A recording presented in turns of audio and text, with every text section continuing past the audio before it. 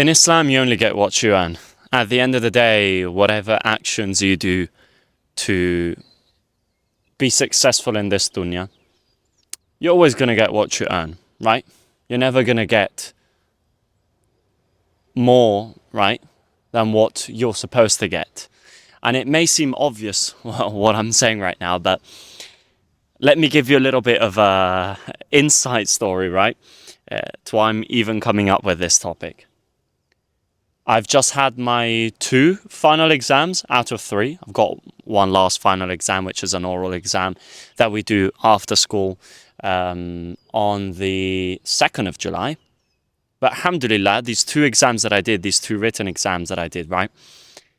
I just went into these exams like super confident. Of course, I did study, which is partly why I was confident. I got into these exams because I studied for them, I prepared for them, right? And I thought to myself, I'm going to easily pass them. Everybody passes, right?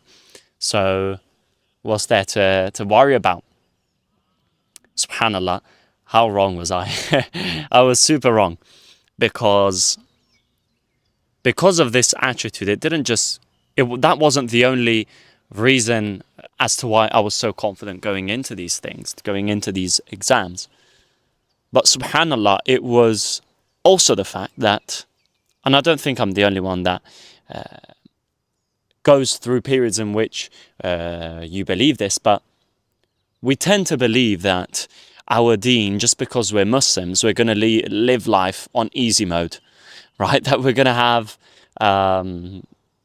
that our trials, tests and tribulations aren't going to be that bad, that, because we're Muslims, Allah's chosen us, He loves us.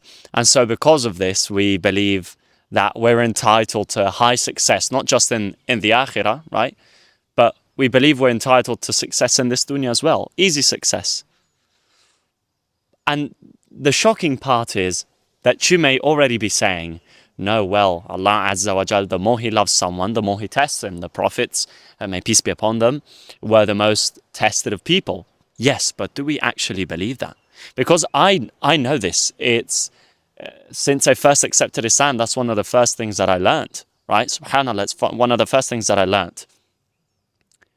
But SubhanAllah, I realized that I didn't even really believe it.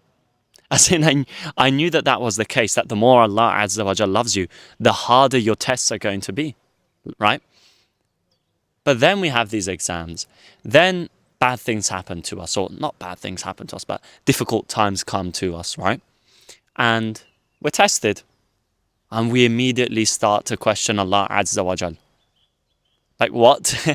Didn't we just say that the more Allah Azza wa Jal loves someone, the more He tests him?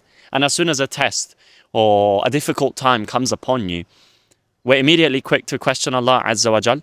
And even if hard times don't come upon us, we start to believe that just because we're Muslims, there we go, I'm a Muslim, so that's why I'm not having these hard times. Look at all these people around the world. They're not going through difficult times like I am because I'm a Muslim. SubhanAllah, look at Palestine.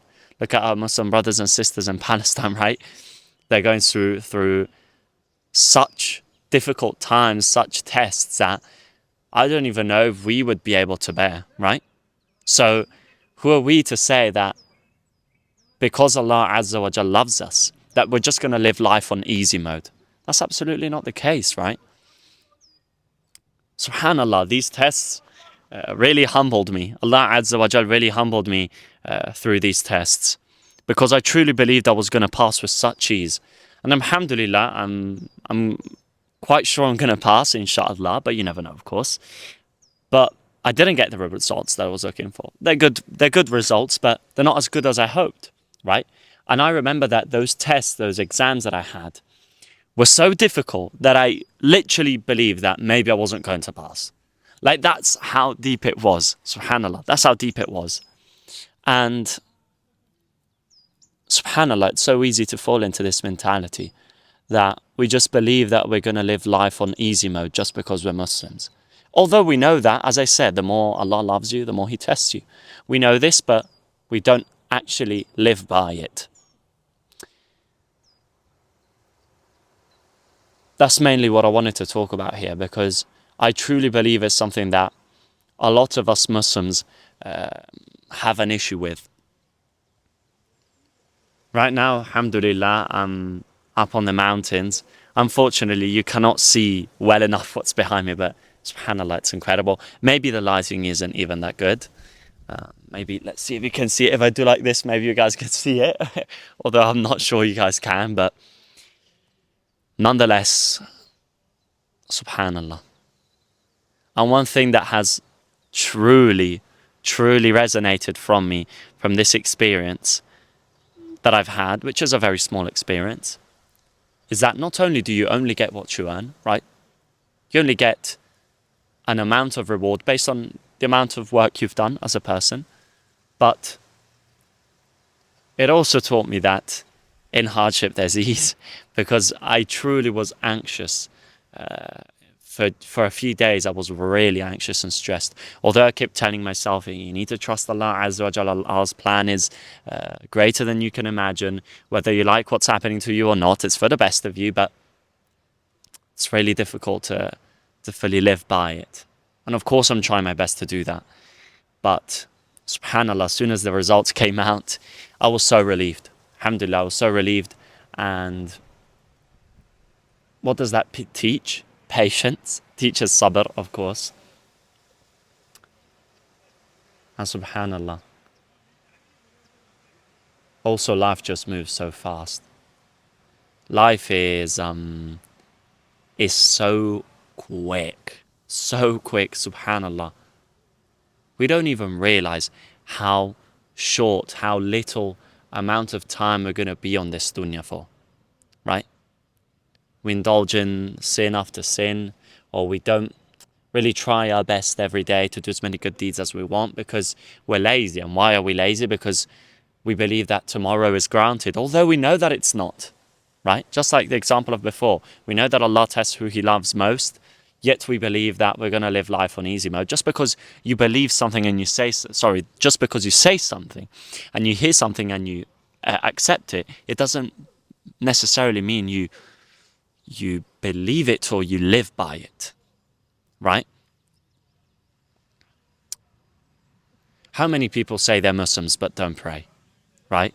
How many people say they love Allah Azza wa Jal but they just disobey Him left, right and centre, of course.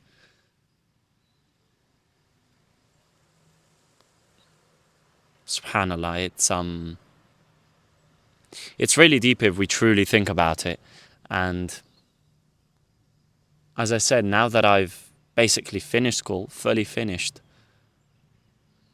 I'm moving on to a chapter of my life which is going to be very important. I don't know. I just feel a sense of peace and calmness. I just feel as if I'm in the hands of Allah Azza wa Jal, and there's nothing to worry, right? If you've had exams and you didn't get the results that you wanted, just know you got what you earned. It's very simple. You got what you earned, but not also that. Maybe Allah Azza wa Jal granted you a bad result, right? Because there's something that He's going to will for you that you yet cannot understand. And I know it's so easy to say. With my words, it's so easy to say these things, and I know how difficult it is to truly apply. But you have to get to a point where you do not care about the result. Because that's the issue. When you want to trust Allah Azza wa Jal, you mustn't care about the outcome, the result of whatever you do. Just do and leave the rest to Allah Azza wa Jal. That's what trusting Allah means. I made a video about it, of what it means to trust Allah Azza wa Jal. And that's exactly it. When you trust Allah Azza wa Jal, you leave everything to Allah Azza wa Jal when it comes to the outcome. You simply do. Put in the work and that's it.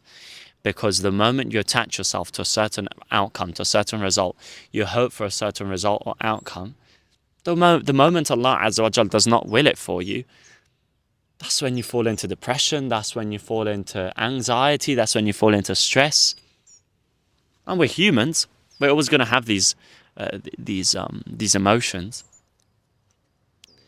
But it's not worth it to attach yourself to these results so much, right? It's not worth it. So I truly hope you found benefit from this video, inshallah. And if there's a good deed that you want to do, below you'll find a link to donate to help Syrian detention survivors that had to go through the worst prisons in Syria when there was Assad with the Assad regime, of course. And it's survivors of these detentions, of these prisons. SubhanAllah, they had to go through the worst of torture. So there's a link below that you can donate to earn some hasanat, inshallah, and to help another life. And that's basically it. I always say it. That's basically it. I always say it. Assalamu alaikum wa rahmatullahi wa barakatuh.